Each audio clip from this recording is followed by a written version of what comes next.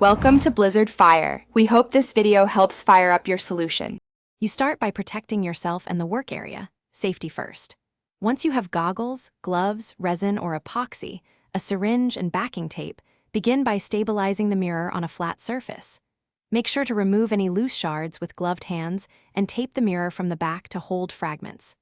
Clean the damaged area thoroughly with isopropyl alcohol so the adhesive bonds. After cleaning, roughen tiny edges lightly to give the resin something to grab onto. Once done stabilizing, mix your resin exactly and load it into a fine syringe to control flow.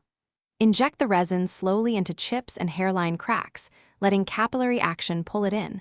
Overfill slightly because most formulas shrink a little as they cure. Make sure to keep the mirror flat and taped so fragments stay aligned. If using UV resin, expose it to the lamp in short bursts until fully set. Otherwise, allow the full cure time specified by the product.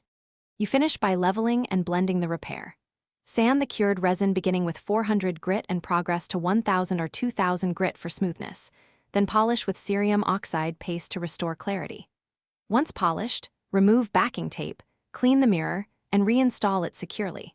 If you see bubbles or small gaps after curing, make sure the area is clean and dry, then reapply a small amount of resin into the void and repeat curing. This fixes most imperfect fills. Thanks for watching. If you found this helpful, don't forget to like and subscribe.